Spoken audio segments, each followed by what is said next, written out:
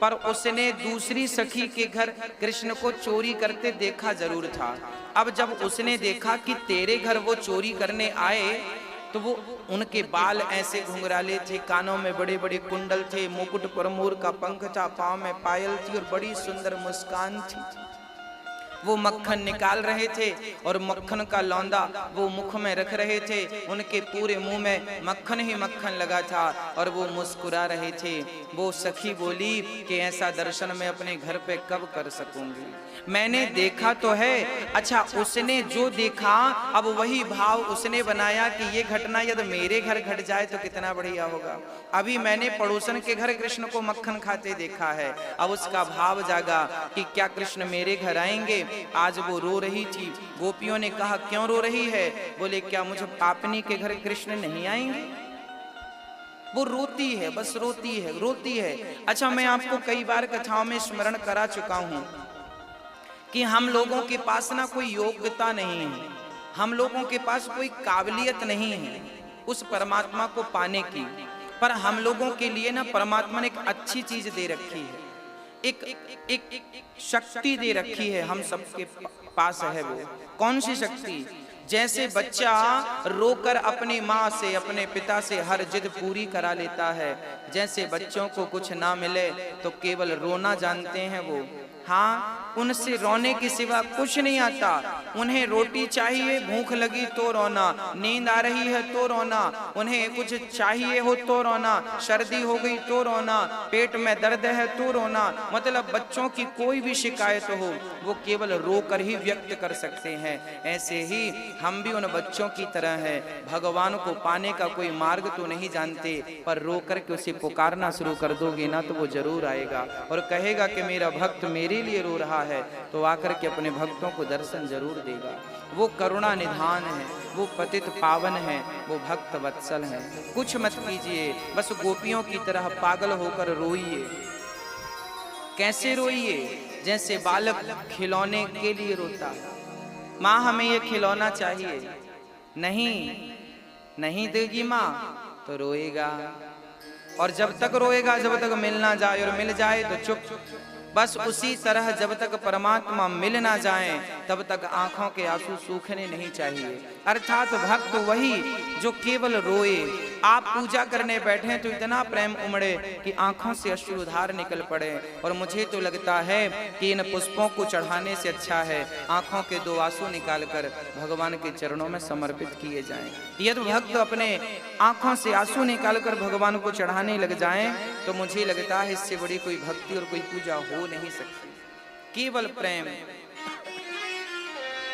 केवल आंसू। तो भगवान को लेकर यदि हम चलें तो संसार में कोई बंधन हमें रोक नहीं सकता। हाँ, हम विश्वास तो कर लें भगवान पर, उनका नाम तो जपें विश्वास से।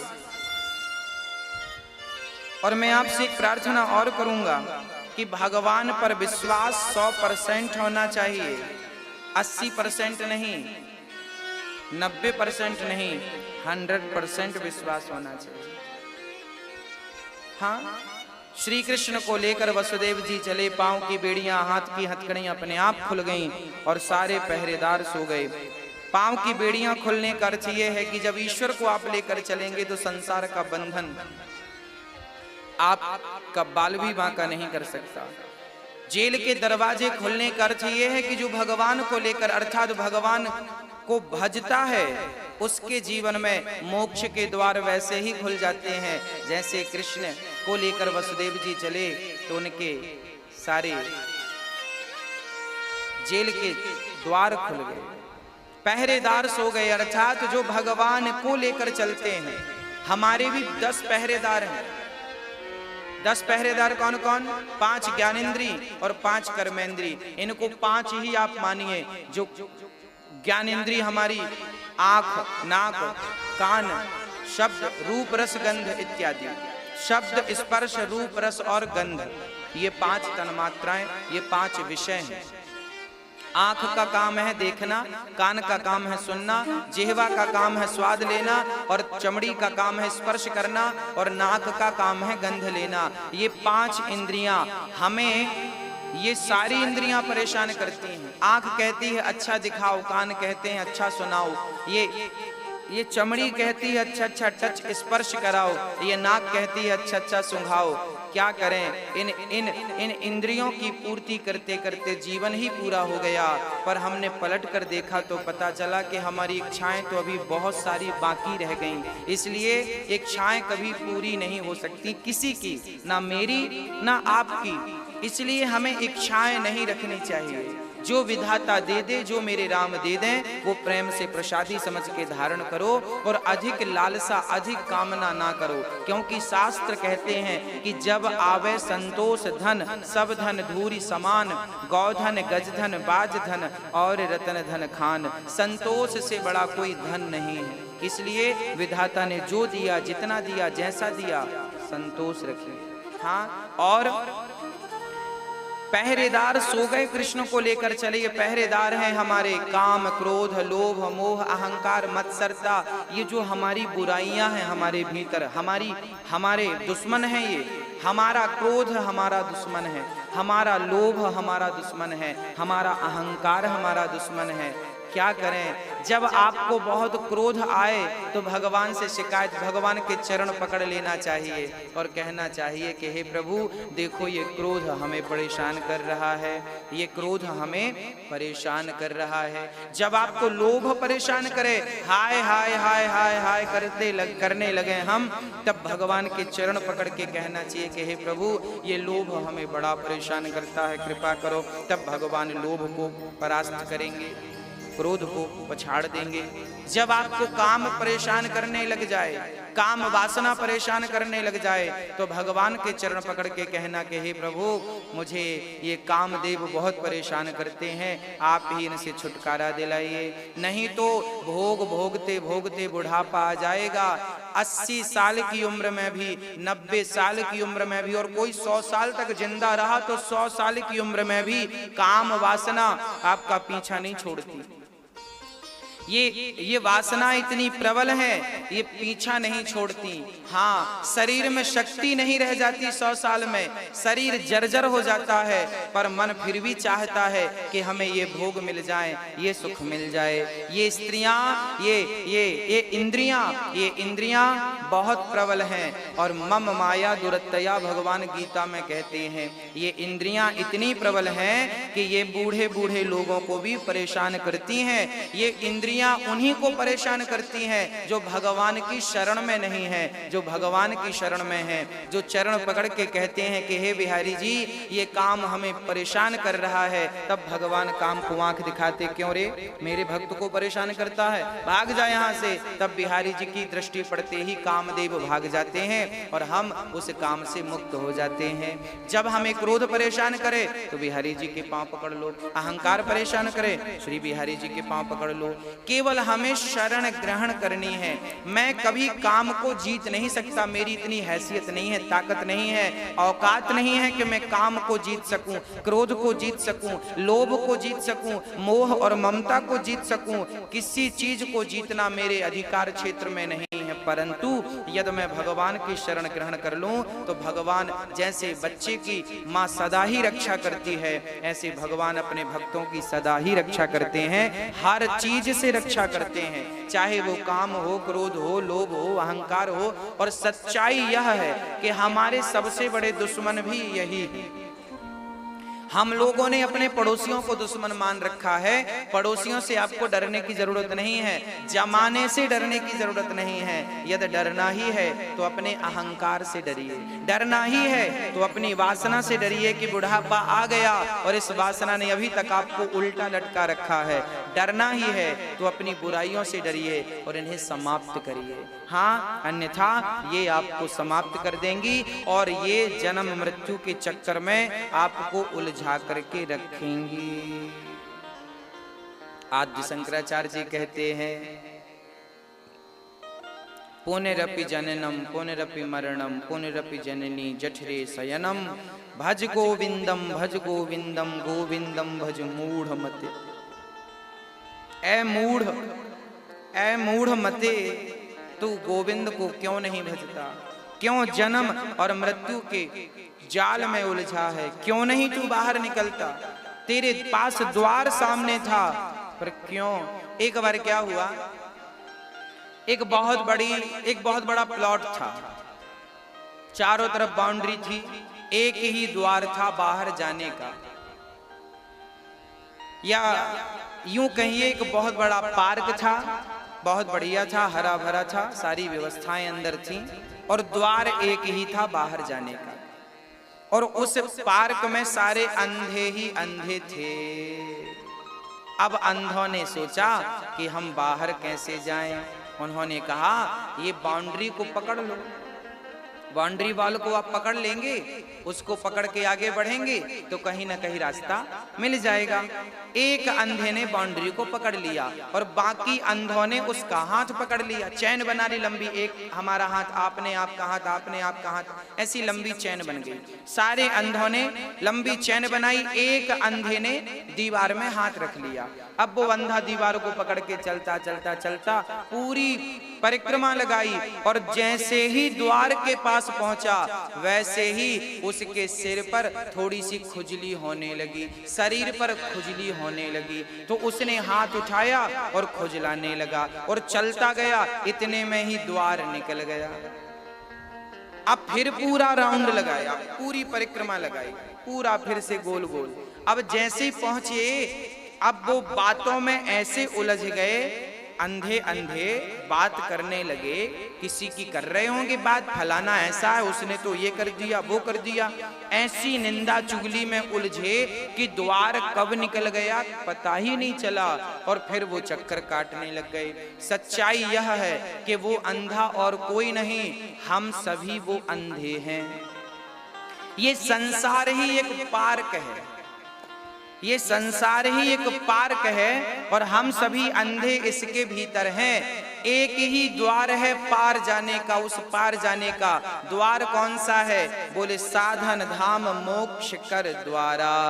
ये मानव का तन जो हमें मिला है यही मोक्ष का द्वार है। पर हम लोग वो ऐसे अंधे हैं कि द्वार तो पास में ही था, जैसे द्वार के पास पहुंचे खुजली होने लगी। हम लोग भी जब मानव का तन पाते हैं ना, तो भगवान को भजने की जगह खुजलाने लगते हैं। ये खुजली क्या है? बोले विषयों की खुजली, अर्थात हम विषय के सुख के पीछे भागने लगते हैं। विषय का सुख क्या है? बोले स्त्री का सुख, पुरुष का सुख, बच्चों का सुख, पैसों का सुख, यही तो सुख है।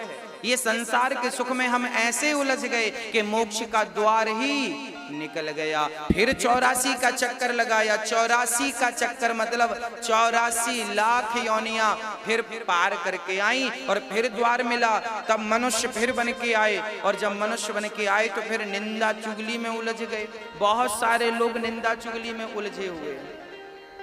दूसरा ऐसा है, फलाना ऐसा है, उसका ऐसा, उसका ऐसा। खुद अपने आप को उन्हें देखने का समय नहीं है, बस दूसरों को देखने का समय है।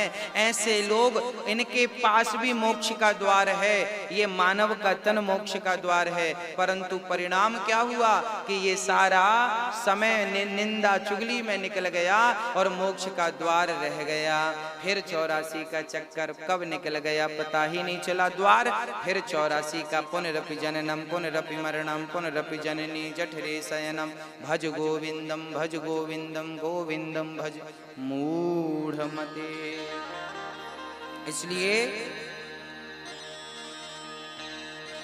भव सागर को पार करना हो तो मात्र एक ही उपाय है। कौन सा उपाय?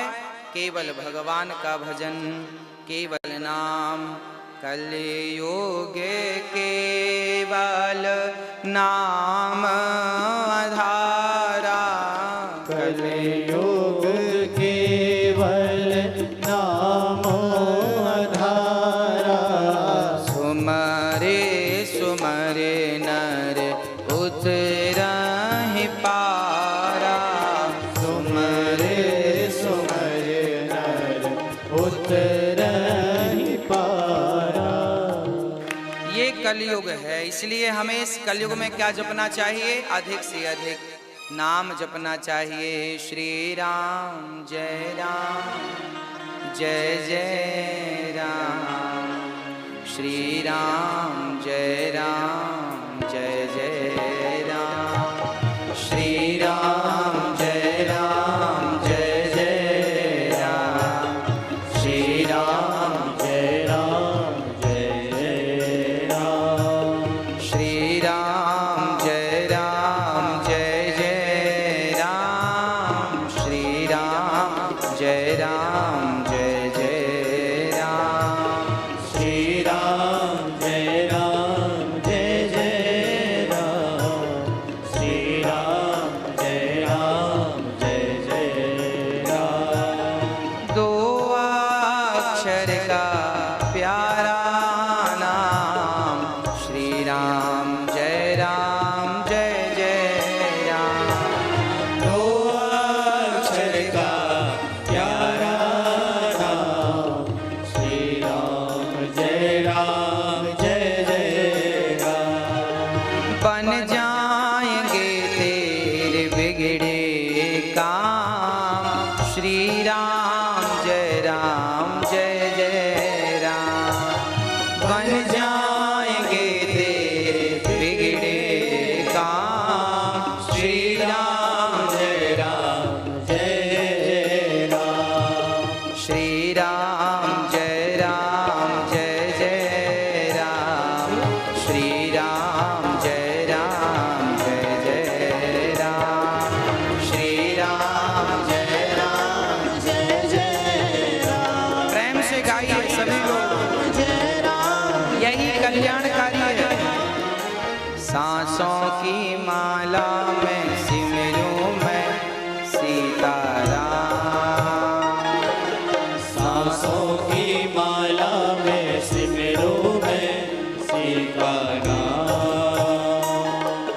सांसों की माला में सिमरूं मैं सीताराम। सांसों की माला में सिमरूं मैं सीताराम।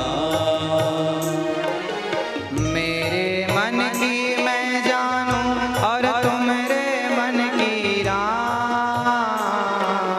मेरे मन की मैं जानूं और तुम्हारे मन की राम। मेरे मन की मैं जानूं और तुम्हारे मन की राम। मेरे मन की मैं जानूं और तुम्हारे मन की राम।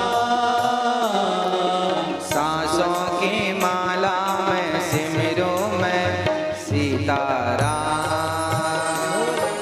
सांसों की माला में सिमरूं मैं सीताराम। श्री राम जय जय राम। श्री राम जय जय राम। श्री राम जय जय राम। श्री राम जय जय राम। श्री राम जय जय राम। श्री राम जय जय राम। श्री राम जय जय राम। श्री राम जय जय जय राम। श्री राम जय जय राम। श्री राम जय जय राम। श्री राम जय जय राम। श्री राम जय जय जय राम। श्री राम जय जय राम। श्री राम जय जय राम। श्री राम जय जय राम। श्री राम जय जय राम। जय जय राम। जय जय राम। जय जय राम।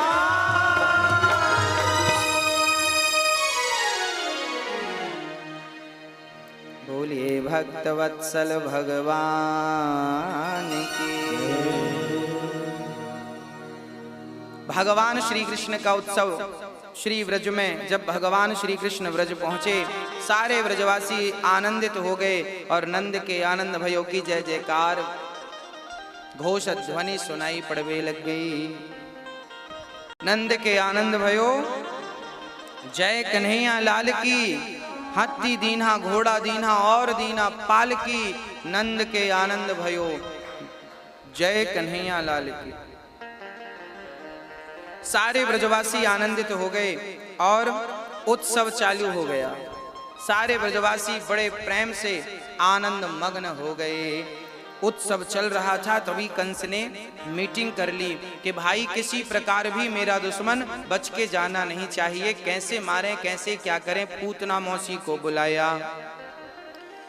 आज श्री नंद बाबा कृष्ण को देखकर कि अब कृष्ण का, मेरे लाला का जन्म हुआ है, कंस को मैं कर चुका के आऊं। छोटा राजा बड़े राजा को कर चुकाया करता था, तो नंद बाबा जी कर चुकाने चल पड़े।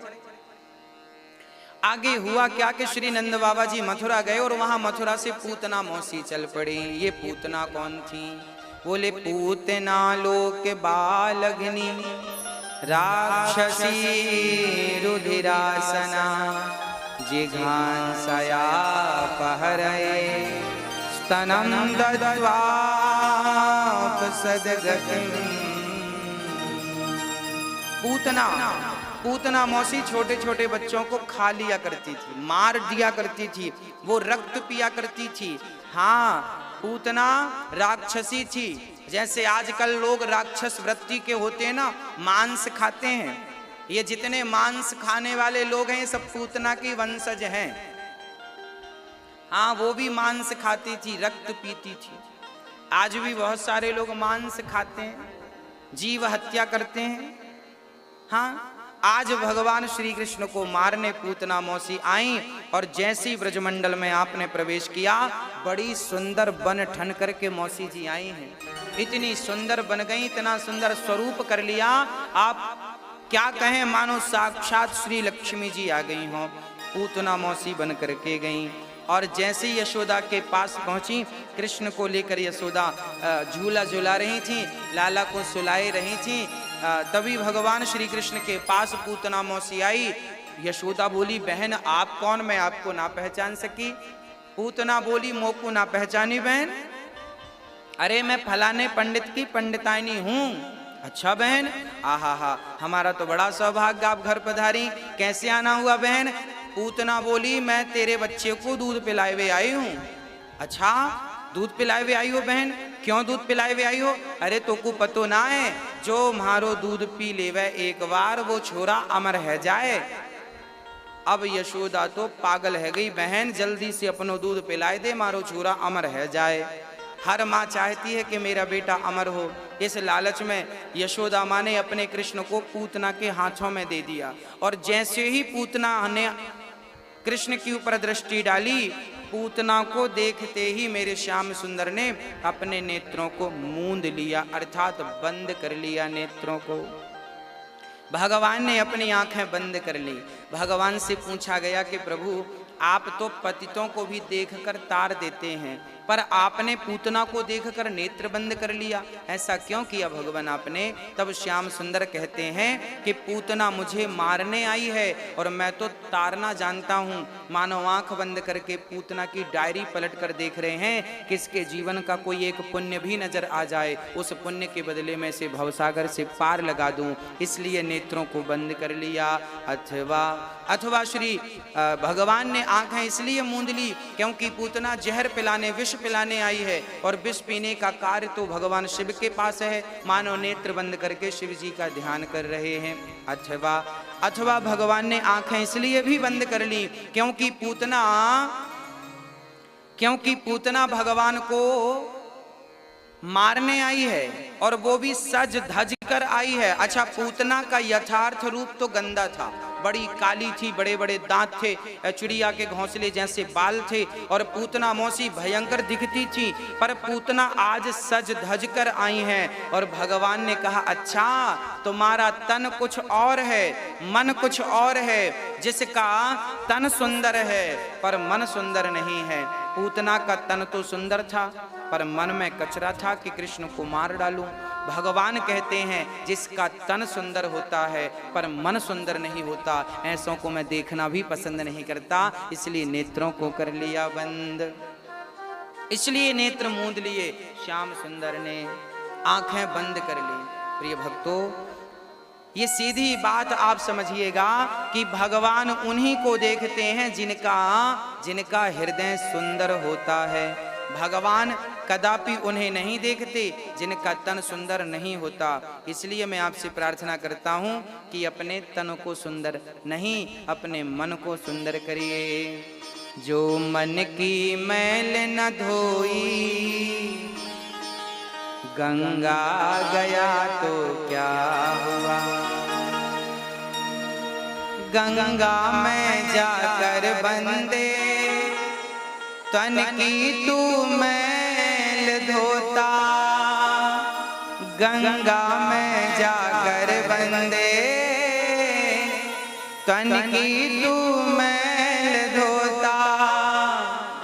जो मन की मैल न धोई गंगा गया तो क्या हुआ। जो मन की मैल न धोई गंगा गया तो क्या हुआ। तो तन को नहीं, तन को धोया मगर मन को धोया नहीं। बाद गंगा नहाने से क्या फायदा। तन को धोया पर मन को नहीं धोया, तो गंगा खूब नहाई, कोई फायदा नहीं। इसलिए कहा करता हूं कि निर्मल मन जन सो मोहि पावा। मोहि कपट छल छिद्र ना भावा। भगवान को क्या चाहिए? निर्मल मन जन सो मोहि पावा। मेरे तन से दुर्गंध निकलती है, सही है, मेरे तन से दुर्गंध निकलती है, यह तो चलेगा, पर मेरे मन से दुर्गंध नहीं निकलनी चाहिए। मेरा तन तो मैं कितना भी धुल लूं पर उससे दुर्गंध ही आती है, पर मेरा मन शुद्ध हो। मेरा तन तो कभी शुद्ध नहीं हो सकता, क्योंकि ये है ही गंदा। परंतु मन को आप शुद्ध कर सकते हैं, मन को हम निर्मल कर सकते हैं। और मन निर्मल कैसे होगा? बोले, आप अपने भीतर से कपट का त्याग। निर्मल मन जन सो मोहि पावा। मोहि कपट छल छिद्र ना भावा। भगवान कहते हैं मेरे को कपट अच्छा नहीं लगता, छल अच्छा नहीं लगता। हाँ, मैं कपट से छल से दूर रहता हूं, और छिद्र भी अच्छा नहीं लगता। ये छिद्र क्या है? गोस्वामी जी कह रहे हैं कपट तो सब जान रहे हैं, छल भी सब जान रहे हैं, ये छिद्र क्या है? कौन सा छिद्र नहीं अच्छा लगता भगवान को? भगवान कहते हैं कि तुम मुझे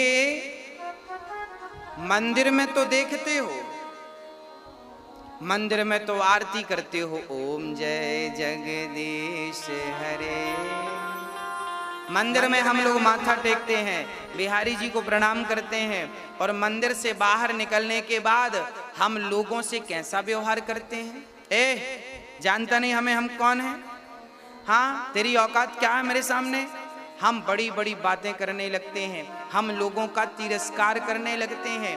हम मंदिर में तो जाते हैं, माथा टेकते हैं, पर हम लोगों का, इंसानों का तिरस्कार करते हैं। इंसानों में भगवान को नहीं देखते, हम जीव जंतुओं में भगवान को नहीं देखते। हम केवल मंदिर में भगवान को देखते हैं, पर मंदिर के बाहर हम लोगों का तिरस्कार करते हैं। भगवान कहते हैं ऐसे लोग भी मुझे पसंद नहीं है। और यही है छिद्र, यही है छिद्र कि आप मंदिर में तो भगवान को देख रहे हैं, पूजा पाठ कर रहे हैं, पर फिर लोगों के साथ गलत व्यवहार कर रहे हैं, आप उनका अनादर कर रहे हैं। आप नहीं, गोस्वामी जी ने स्पष्ट कर दिया है कि सी राम मैं सब जग जानी। सब में परमात्मा समाये हैं, सब में ईश्वर का दर्शन करिए, सब में ईश्वर है। हाँ, जो व्यवहार जो व्यवहार आप अपने पुत्र के साथ करते हैं, जो व्यवहार अपने पिता के साथ करते हैं, जो व्यवहार अपनी माँ के साथ करते हैं, वही व्यवहार आप समाज में भी करिए। जो लोग आपको दिखें आपसे उम्र में छोटे हैं कोई, तो आप उन्हें वैसे ही उनसे व्यवहार कीजिए जैसे आप पुत्र से व्यवहार करते हैं, अर्थात पुत्रवत व्यवहार होना चाहिए। आपसे उम्र में कोई बड़ा है तो उससे कैसा व्यवहार करें? बोले पितृवत व्यवहार करें। पितृवत मतलब पिता की तरह, जैसे हम पिता से व्यवहार करते हैं। पिता ने कुछ बात कह दी, हमने सुन लिया। पिता ने डांट दिया, हमने सुन लिया। पिता ने आज्ञा की बेटा ये करना है, कर लिया। ऐसे ही जैसे पिता से हम शिष्टाचार से बात करते हैं, ऐसे ही हमें अपने से बड़ों से बुजुर्गों से आदर सहित बात करनी चाहिए। हाँ, ये हमारा ग्रंथों में एक शिष्टाचार पाठ है, कैसे हमें वार्तालाप करनी चाहिए। हमारे शास्त्र, हमारी नीतियां हमें सब कुछ समझाती हैं। अष्टादश नीतियां सब कुछ कहती हैं।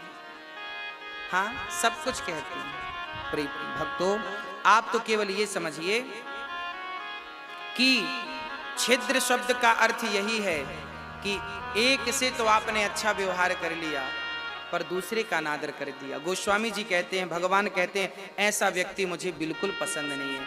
जो सब में ईश्वर को देखे, सबसे प्रेम करे, किसी से नफरत ना करे, जो सबसे प्रेम करता है, भगवान कहते हैं उससे मैं प्रेम कर लेता हूं। तो मन को शुद्ध कैसे किया जाएगा? जब आप किसी से द्वेष, घृणा, नफरत नहीं करेंगे, सबके लिए अच्छा सोचेंगे, सबके लिए अच्छी चाहत होगी। सर्वे भवन्तु सुखिनः, सर्वे सन्तु निरामया, सर्वे भद्राणि पश्यन्तु, माँ कश्चित् दुख भाग्य भवे। हे प्रभु, सबका कल्याण हो। हम सारे लोग विश्व का कल्याण हो की जय घोष करते हैं, विश्व का कल्याण हो। अमेरिका कभी ये नहीं कहता कि विश्व का कल्याण हो, चाइना ये कभी नहीं कहता कि विश्व का कल्याण हो। केवल हम भारतीय लोग ही विश्व के कल्याण की कामना करते हैं। और मैं आपसे इस प्रसंग में एक बात जरूर कहूँगा, जैसे अभी हमारे तमाम भारत के सैनिकों को, लगभग 20-22 सैनिकों को चाइना के सैनिकों ने अभी लगभग 15-16 तारीख को झड़प में हमारे कुछ सैनिक शहीद हो गए। इसके बाद से एक मुहिम चली कि हमें चाइना का बहिष्कार करना है। बिल्कुल सच्ची मुहिम है ये। और मैं आप सभी से प्रार्थना करता हूँ कि यदि हमें एक दिन भूखा रहना पड़े और भूखे रह के अपने देश की रक्षा करना पड़े, तो हम भूखे रह के देश की रक्षा कर लें। हम भूखे सो जाएं पर चाइना के सामान का बहिष्कार हमें करना ही चाहिए। यही हमारा सच्चा राष्ट्र प्रेम है और यही हमारी उन शहीदों के लिए सच्ची श्रद्धांजलि है। चाइना के प्रति हमें सजग हो जाना चाहिए। कोई भी सामान, जैसा कि हमारी सरकार भी कह रही है लोकल से वोकल, अर्थात हम लोकल प्रोडक्ट, जो भारत के बने प्रोडक्ट हैं, उनका ही हम उपयोग करें। और जैसा कि हमारी सरकार कई बार ये कह चुकी हैं, सरकार से कई बार आदेश आ चुका है कि अब हमें लोकल प्रोडक्टों पर ध्यान देना चाहिए, अर्थात जो भारत में निर्मित प्रोडक्ट हैं, हमें उन्हीं को लेना चाहिए, खरीदना चाहिए। हाँ, आत्मनिर्भर भारत का सपना हम सभी देखने लगे हैं। अब आज मैं एक छोटी सी चर्चा आपसे भी आत्मनिर्भरता की करना चाहता हूं। ध्यान दीजिएगा, अच्छी लगे तो शेयर कीजिएगा। बात यह है कि आत्मनिर्भर भारत कब बनेगा? आत्मनिर्भर भारत तब बनेगा, अभी हमारे भारत में डीजल, पेट्रोल, गैस, हाँ सीएनजी गैस, जो हम गाड़ियों, बहुत सारी गाड़ियां गैस से चलती हैं, वो सारी गैस, डीजल, पेट्रोल, ये बहुत अधिक मात्रा में हम विदेशों से आयात करते हैं, आता है हमारे भारत में। जब भारत में डीजल आएगा दूसरी जगह से, पेट्रोल आएगा दूसरी जगह से, गैस आएगी दूसरी जगह से, तो हम कैसे विकसित हो पाएंगे? क्योंकि आर्थिक दृष्टि से यही चीजें हैं, ये तीन चीजें हैं जो आपको मजबूत कर सकती हैं, डीजल, पेट्रोल और गैस।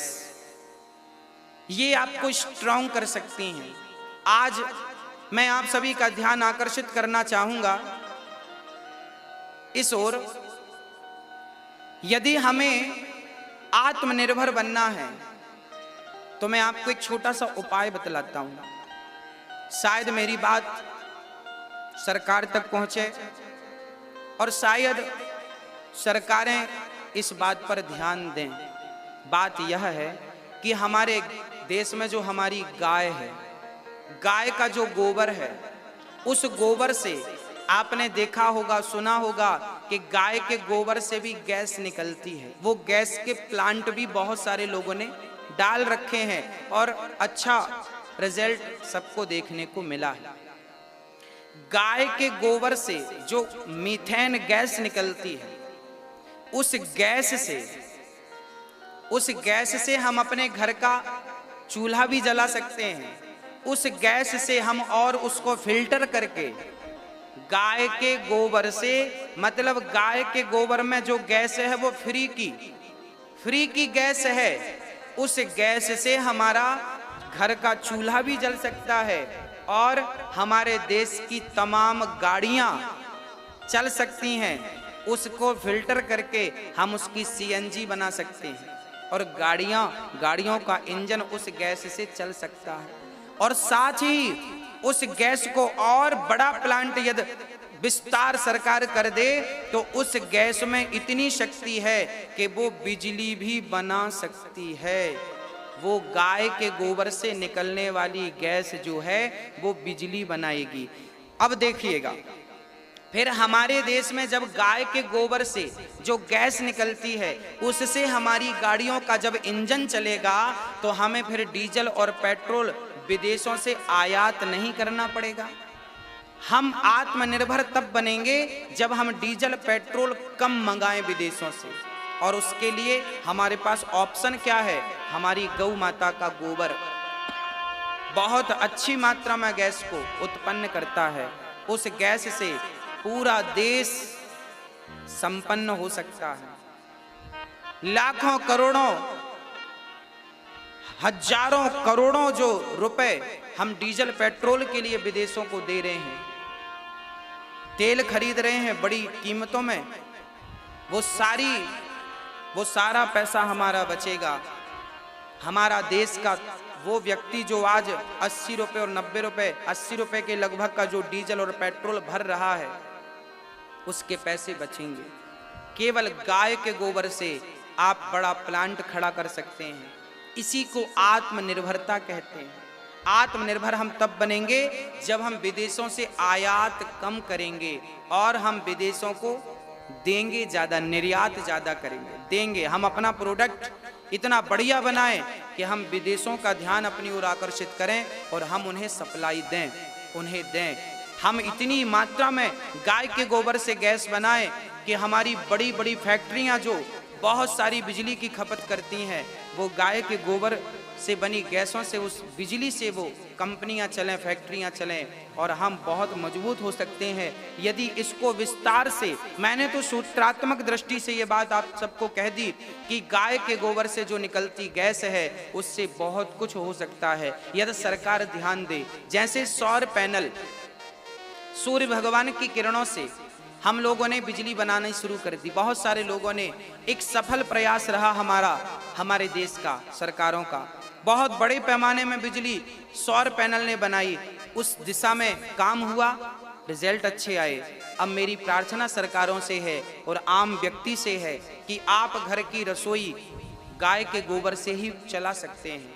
आपको जो सिलेंडर लेना पड़ता है आपको नहीं लेना पड़ेगा। यदि गाय के गोबर का प्लांट यदि अपने घर पे लगवाएं, औरों को प्रेरणा दें और सरकार इस मुहिम को आगे बढ़ाए तो आत्मनिर्भर बनने में बहुत देरी नहीं लगेगी। हम भारतवासी तो आत्मनिर्भर थे ही, हम तो आत्मनिर्भर थे। हाँ, बीच में हम आत्मनिर्भर की जगह दूसरों पर निर्भर हो गए। अब हमारी फिर आंख खुल गई, अब हम फिर आत्मनिर्भरता की ओर बढ़ रहे हैं। ये मेरा जो भारत है ना, जो सोने की चिड़िया है ना, ये आत्मनिर्भर था। ऐसा नहीं कि ये पहली बार आत्मनिर्भर बनने जा रहा है, ये था। हम बहुत कुछ करते थे। हमारे यहाँ गाय की सेवा होती थी और गाय की सेवा होती थी। आज उसके परिणाम निकल रहे हैं कि गाय की सेवा से आपकी आर्थिक स्थिति भी मजबूत हो सकती है उसके गोबर की गैस से। और बहुत सारा विश्लेषण कभी फिर करेंगे आपके साथ इस सब्जेक्ट में। आप सभी से प्रार्थना है कि आप सभी इस सब्जेक्ट को बहुत गंभीरता से विचार करें और आत्मनिर्भर की ओर, आत्मनिर्भरता में इसको भी सम्मिलित किया जाए। हाँ, बोलिए भक्त वत्सल भगवान की जय जय श्री राम। प्रिय भक्तों, भगवान श्री कृष्ण पूतना मौसी, जब भगवान श्री कृष्ण ने आंख बंद कर ली, पूतना ने अपने स्तनों का पान कराया। भगवान ने पूतना के स्तनों का पान किया, उसमें दूध था। भगवान ने दूध पिया, थोड़ा सा जहर था। भगवान ने जहर पिया और पूतना के प्राणों का अंत कर दिया। पूतना चिल्लाती हुई भागी, भगवान ने प्राणों को पिया, धड़ाम से कंस के बगीचे में गिरी। और भगवान श्री कृष्ण को यशोदा मां लेकर आई और गाय की पूंछ से नजर उतारती हैं। पूतना मारी गई, पर भगवान ने पूतना को तार दिया। अहो वकीयम स्तनकालकूटम जिघांसया यदाप्यसाध्वी लेभे गतिं धातृचितां ततोऽन्यं कं वा दयालुं शरणं व्रजेम। पूतना पूतना लोकवालघिनी, भगवान ने अहो वकीयम, बकासुर की बहन, अहो अहो मतलब बड़े आश्चर्य की बात है कि जो पूतना भगवान को मारने आई, भगवान ने उस मारने वाली को भी तार दिया। भगवान का स्वभाव तो देखो कि कोई पतित भी उसकी शरण में आ जाए तो ऐसे पतित को भी भगवान वह गति देते हैं, धातृचिताम ततोन्यम, अर्थात जो धातृ, अपनी धात्री अर्थात अपनी माँ को, माँ यशोदा, माँ देवकी, माँ कौशल्या को जो गति भगवान ने दी, वह गति माँ पूतना को दे डाली। देखिए तो कैसी कृपा है मेरी करुणा निधान की।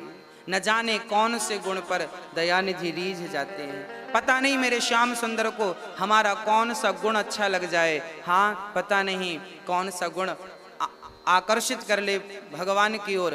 अब इसलिए हम आपसे निवेदन करते हैं कि जैसे पूतना को भगवान ने स्वीकार किया, यदि हम भी भगवान की शरण में रहेंगे तो वो हमें भी स्वीकार जरूर करेंगे। भगवान ने पूतना का उद्धार किया। पूतना के शरीर को जलाकर चिता, शरीर के अंग को काटकर चिता पे रखा। पूतना के शरीर से सुगंध निकल पड़ी, क्योंकि पूतना के समस्त पाप समाप्त हो गए। जैसे लोहा एक बार पारस को स्पर्श कर ले तो लोहा सदा सदा के लिए सोना बन जाता है, ऐसे भक्त एक बार स्पर्श कर ले, पतित से पतित एक बार भगवान को स्पर्श कर ले तो पापी व्यक्ति भी पवित्र हो जाता है। ये भगवान की महिमा है। भगवान थोड़ा बड़े हुए हैं। एक दिन भगवान करवट बदलते हैं। माँ यशोदा ने उत्सव रखा और सारे ब्राह्मणों को भोजन कराया।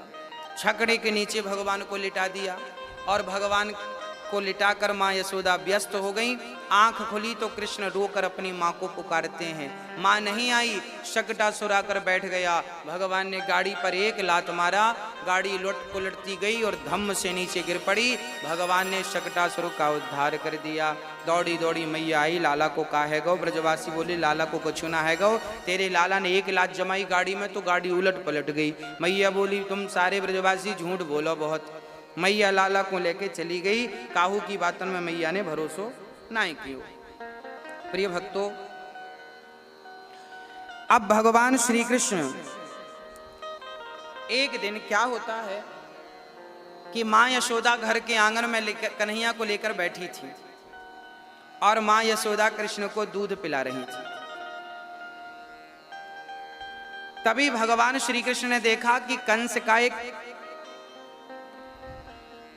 व्यक्ति कृष्ण को मारने आया है। नाम था तृणावर्त। तृणावर्त को देखा भगवान ने तो माँ यशोदा की गोद में थे। माँ कृष्ण को लगा माँ को कोई खतरा ना हो जाए, माँ को कोई संकट ना आ जाए, तो कृष्ण ने अपना वजन बढ़ाया। माँ यशोदा ने उतार कर नीचे रख दिया। लाला को लगता ज्यादा दूध पिला दिया मैंने। जैसी माँ यशोदा अंदर गई, तृणावर्त आया और भगवान को लेके भागा। भगवान ने अपना वजन बढ़ाया। तृणावर्त को लगा मैंने धोखे से कोई पत्थर तो नहीं उठा लिया। ध्यान से देखा तो पत्थर नहीं। भगवान ने कहा सारी दुनिया पत्थर में कृष्ण का दर्शन करती है और तुम कृष्ण में पत्थर को देख रहे हो। पत्थर से पटक के मारेंगे। और उठाकर धम्म से पटक दिया पत्थर पर और उस दुष्ट पापी का उद्धार हो गया। भगवान ने आपसे भूत उतारना आए। शंकर जी बोले मैया मैं तो अच्छे अच्छों के भूत उतार दूं। हाँ, सबके भूत मैं उतारूं। और हम तो आपसे निवेदन करेंगे, कोरोना के भूत भी शंकर जी उतार सकते हैं यदि कुछ काम आप कर लें तो। अभी ये आषाढ़ का महीना गुरु पूर्णिमा के बाद पूरा हो जाएगा। 6 तारीख से सावन का महीना लग रहा है। हाँ, तो मैं आप सभी से प्रार्थना करूंगा कि श्रावण के लगते ही आप सभी अपने घरों में भगवान शिव का अभिषेक करें, रुद्राभिषेक करें। यदि आप किसी ब्राह्मण के द्वारा रुद्राष्टाध्यायी का पाठ करवा सकें तो वो और उत्तम है। नहीं तो अपने घर से जल की धार भगवान शिव को आप महामृत्युंजय का जाप करते हुए भगवान शिव को या ओम नमः शिवाय कहते हुए भगवान शिव को जल चढ़ाएं, क्योंकि भगवान शिव मृत्यु के देवता हैं, अर्थात संहार का काम भगवान शिव का है। तो जो कोरोना का संहार भगवान शिव कर सकते हैं। भगवान शिव से यदि हम प्रार्थना करें, क्योंकि पहले के जमाने में जब किसी पर संकट आता था ना तो सारे लोग भगवान की शरण ग्रहण करते थे। जैसे देवताओं पर संकट आता था तो देवता दौड़ के भगवान की शरण में जाते थे, प्रभु क्या करें। ऐसे ही हम पर संकट है। जब इंद्र ने मूसलाधार पानी बरसाया ब्रज को डुबाने के लिए, तब क्या हुआ था, सारे ब्रजवासी कृष्ण की शरण में चले गए। प्रभु अब आप ही देखो ये पानी बरस रहा, हम क्या करें। तब भगवान ने एक उंगली से गोवर्धन उठा के भक्तों की पुकार सुनी और रक्षा की। जैसे भगवान ने ब्रजवासियों की पुकार सुनी, मुझे विश्वास है कि यदि सारे भक्त भगवान से प्रार्थना करें कि हे प्रभु इस दुख से, इस कष्ट से हमारे देश को, संपूर्ण विश्व को आप बचाएं, तो भगवान हम सबकी प्रार्थनाएं जरूर सुनेंगे। आप सभी प्रार्थना जरूर करिएगा। भगवान नारायण से प्रार्थना करिएगा, भगवान शिव का रुद्राभिषेक जरूर करिएगा, भगवान शिव की आराधना करिएगा, ताकि इस संकट से हम सभी लोग उबर सकें। और मैं तमाम भक्तों से प्रार्थना करूंगा कि कल गुरु पूर्णिमा का पावन पर्व है। आप सभी के गुरु जनों को ये दास का कोटि कोटि प्रणाम। आप सभी को इस बार यहाँ पर नहीं आना है, अर्थात जो आना चाह रहे हैं कि हम गुरु जी का दर्शन करके आएं, गुरु जी से मिल के आएं, तो मेरी प्रार्थना है कि आप लोग जहां हैं वहां ही रहें, सुरक्षित रहें। आपको आने की ज़रूरत नहीं है, क्योंकि आप अभी घर पे ही सुरक्षित रहेंगे।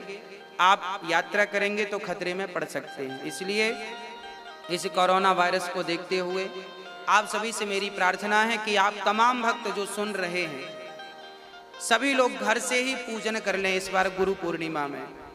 और पूजन कैसे करेंगे वो भी मैं आज आपको बतला दूं। कहते हैं सबके गुरु भगवान हैं, कृष्णम वंदे जगत गुरु। आप क्या करिएगा, आपके घर पर जो लड्डू गोपाल जी होंगे, कल गुरु पूर्णिमा के दिन आप भगवान कृष्ण का अभिषेक करिएगा। बढ़िया जल में बढ़िया उनको बिठाइएगा थाली में, अष्टदल बना करके, और जैसा कि मैंने बताया है कि स्टार बना करके और प्रेम पूर्वक उसमें बीच में ओम, फिर नमो नारायणाय नमः, इस प्रकार हमें उसमें लिखना चाहिए। इस प्रकार लिखकर भगवान नारायण को वहां पर बिठाना है। लड्डू गोपाल जी को बिठाइए, फिर उनको दूध दही शक्कर शहद से उनको स्नान कराइए और भगवान कृष्ण को ही अपना गुरु मानकर, अपनी गुरु की झांकी भगवान में देखकर और भगवान का ही अभिषेक करिए, भगवान का ही पूजन करिए। इसी पूजन से आपका गुरु पूजन हो जाएगा। जहां आप हैं वहीं से आपका गुरु पूजन हो जाएगा।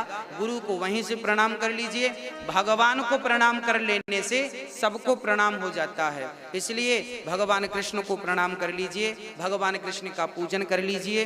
कृष्ण का दर्शन जब करिए तो उन्हीं के दर्शन में अपने गुरु का भी दर्शन कर लीजिए। बस ऐसी ही गुरु पूर्णिमा आप मनाइए, और आपके आसपास कोई जरूरतमंद हो तो उन्हें भोजन की व्यवस्था करा दीजिएगा।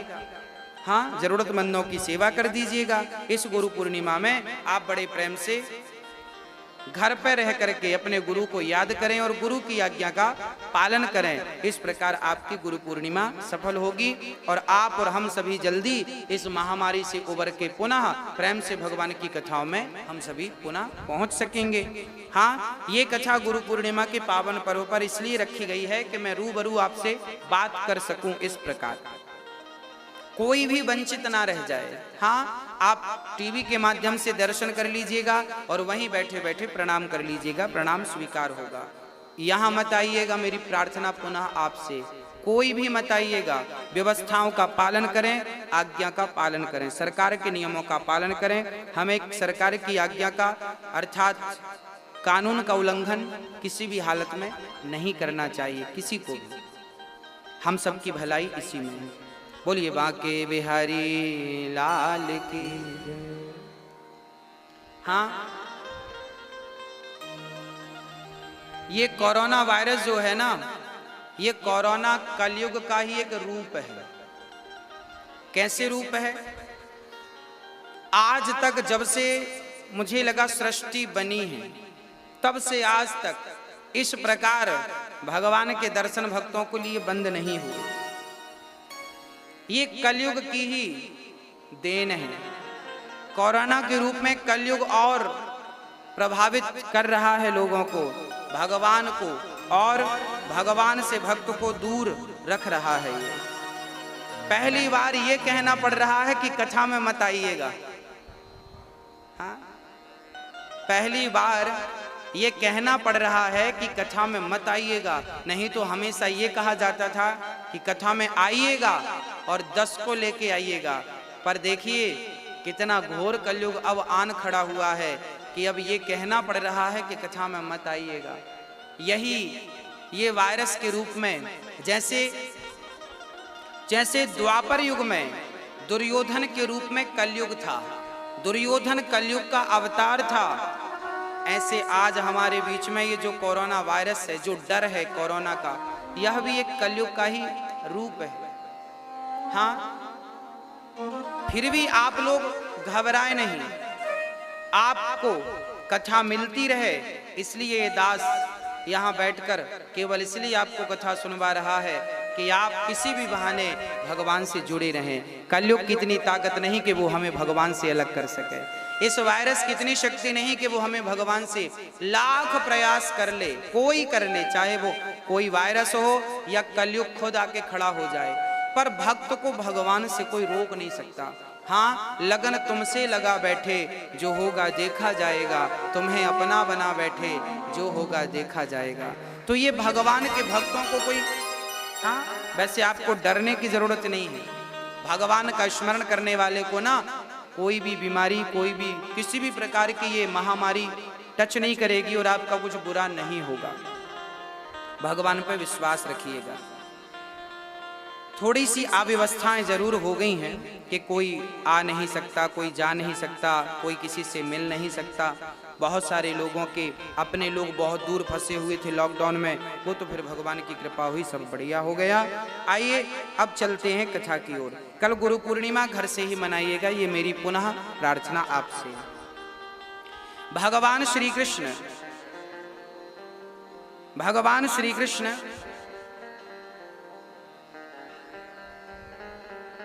का नामकरण संस्कार श्री गर्गाचार्य जी ने कराया। गर्गाचार्य जी आए और भगवान कृष्ण को नामकरण करते हैं। गर्गाचार्य जी ने गौशाला में ले जाकर बढ़िया से गाय के गोबर से वहां लिपवाया और बहुत शांत चित्त से कृष्ण का नामकरण हुआ। गर्गः पुरोहितो राजन यदूनां सुमहातपः ब्रजं जगाम नंदस्य वसुदेव प्रचोदितः अयम ही रोहिणी पुत्रो। यशोदा, ये जो आपकी गोद में बालक बैठा है, श्री गर्गाचार्य जी कह रहे हैं इसका नाम राम होगा, पर बल अधिक होने के कारण लोग इन्हें बलराम कहेंगे। और शुक्लो रक्तस्तथा पीतः इदानीं कृष्णतांगतः। भगवान के 4 युग में 4 रंग हैं, शुक्लो रक्तस्तथा पीतः।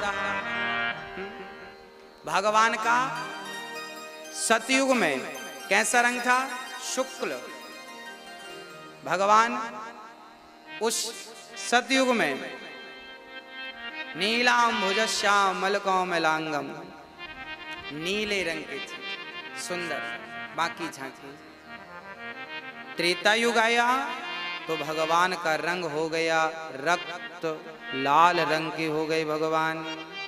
द्वापर आ गया तो भगवान श्याम वर्ण के हो गए, शुक्लो रक्तस्तथा पीतः, श्याम वर्ण के हो गए। और इस कलयुग में भगवान काले रंग के हो गए।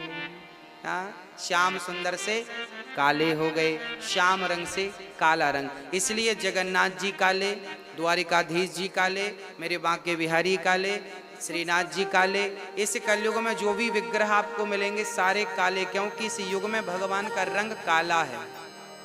हाँ, काला रंग है भगवान का। हमारे पापों को भगवान लेते लेते, हमारे पापों को माफ करते करते, हमारे पाप धुलते धुलते भगवान का रंग ही काला पड़ गया कलयुग में। इसलिए भगवान काले हो गए। पापियों का पाप धुलते धुलते भगवान का रंग काला हो गया। हाँ, तो भगवान का नाम श्री गर्गाचार्य जी ने कृष्ण रखा, कर्ष्यति इति कृष्णः।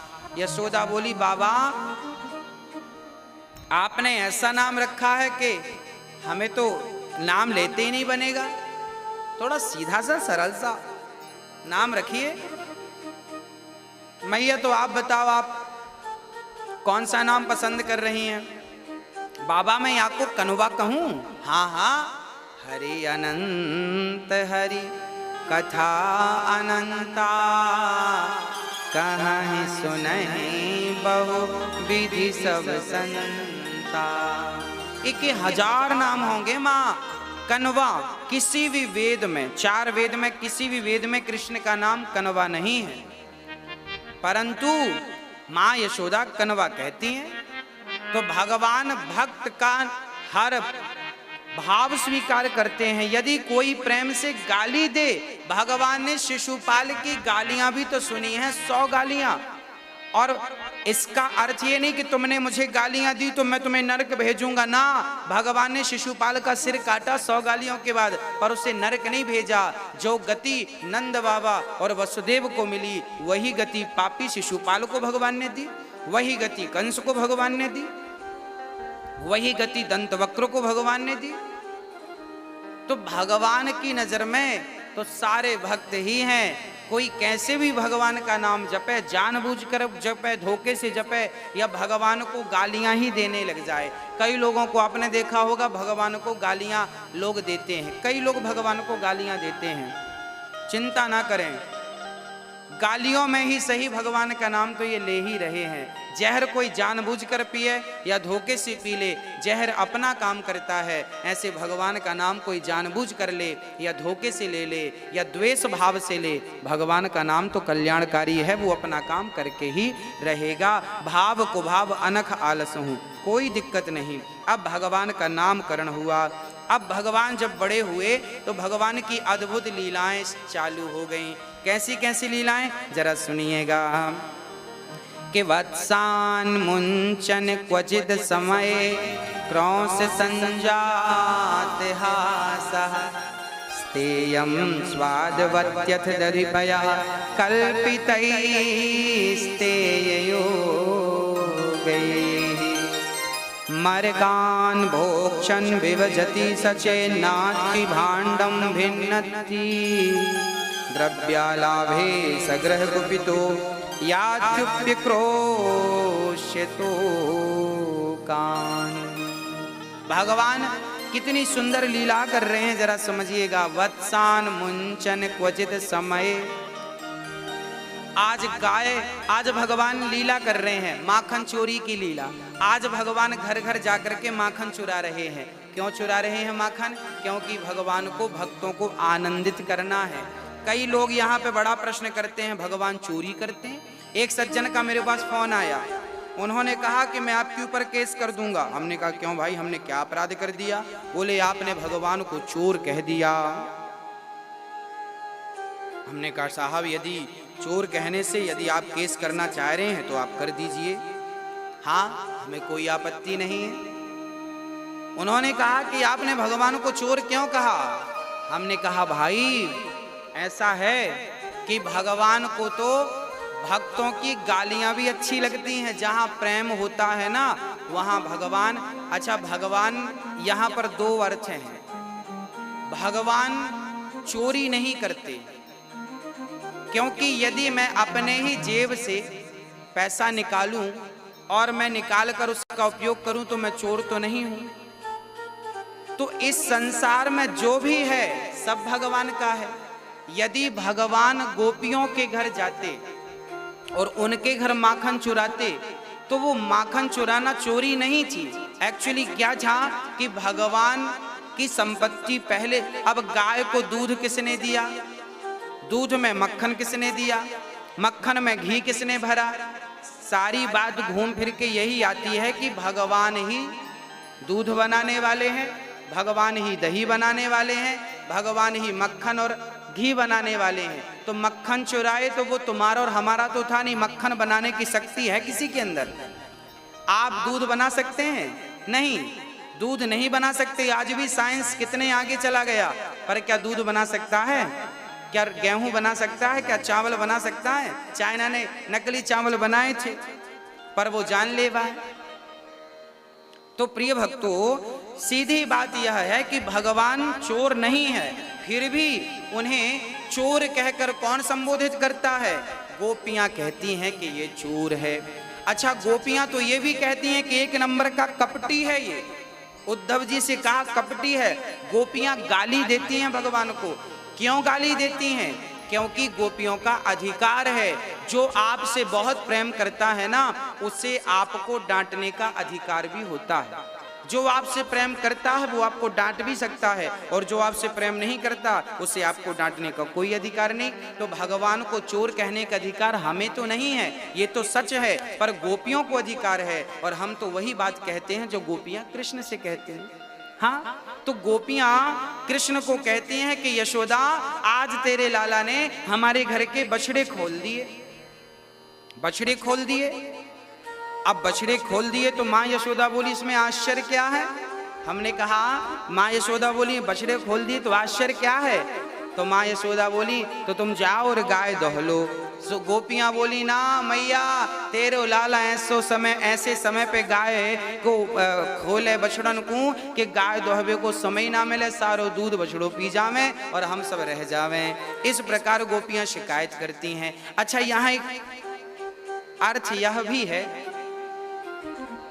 उन्होंने कहा कि भगवान श्री कृष्ण बछड़ों को खूंटे से खोल देते हैं। ये बछड़े कौन हैं? बछड़े खूंटे से बंधे हैं और वो अपने आप को खोल सकते नहीं। ये बछड़े कौन हैं? बोले हम सभी बछड़े हैं और हम भी खूंटे से बंधे हैं। हम किस खूंटे से बंधे हैं? हम जिम्मेदारी के खूंटे से बंधे हैं, मोह के खूंटे से बंधे हैं। ये मेरा परिवार, ये मेरा घर, ये मेरी प्रॉपर्टी, ये मेरी पत्नी, ये मेरा पति, ये मेरा बेटा, इस मोह के बंधन से हम बंधे हुए हैं। अब हम तो बंधे हैं, हम बंधे बंधे मर जाएंगे और फिर जन्म लेंगे तो फिर बंध जाएंगे। हमारे कई जन्म हो चुके हैं, अभी तक हमारा बंधन खुला नहीं। अब क्या करें? बोले बंधन से मुक्त होना हो तो जैसे बछड़ों को कृष्ण ने मुक्त कर दिया, खूंटे से खोल दिया अनायास, ऐसे ही कभी भगवान की कृपा हो और वही हमें संसार के बंधन से मुक्त करें तो हम मुक्त हो सकते हैं, नहीं हम में ऐसी कोई काबिलियत नहीं। एक छोटी सी चर्चा हमें स्मरण हो गई, यदि आप मुक्ति चाहते हैं तो उसके लिए एक छोटा सा काम करना पड़ेगा। वो काम क्या है जरा सुनिएगा। एक गुरुजी कथा सुना रहे थे और वो अपने चेलों से, अपने शिष्यों से कह रहे थे, सुनो राधे कृष्ण कहो, राधा कृष्ण कहोगे तो बंधन से मुक्त हो जाओगे। एक तोता भी वहां बैठा सुन रहा था, उसने कहा गुरुजी कह रहे हैं राधे कृष्ण कहोगे तो बंधन से मुक्त हो जाओगे। अब वो तोता डाल पर बैठा और आंख बंद किया और कहने लगा राधे कृष्ण राधे कृष्ण राधे कृष्ण। उसको लगा मैं भी मुक्त हो जाऊं, गुरुजी कह रहे हैं ना। तोता तो बोला राधे कृष्ण राधे कृष्ण राधे कृष्ण राधे कृष्ण राधे कृष्ण। अब लोगों ने सुना कि ये तोता तो बढ़िया है, राधा कृष्ण बोल रहा, चुपके से गए पकड़ लिया और डाल दिया पिंजरे में। अब जब तोते की आंख खुली, तोते ने पंडित जी को लाख गालियां दी, झूठा पंडित, कहा था कि मुक्ति मिलेगी, मुझे तो बंधन मिल गया। पंडित जी ने कहा था राधा कृष्ण जपोगे तो मुक्ति मिलेगी, मुक्त हो जाओगे, और मैंने जपा तो मुझे तो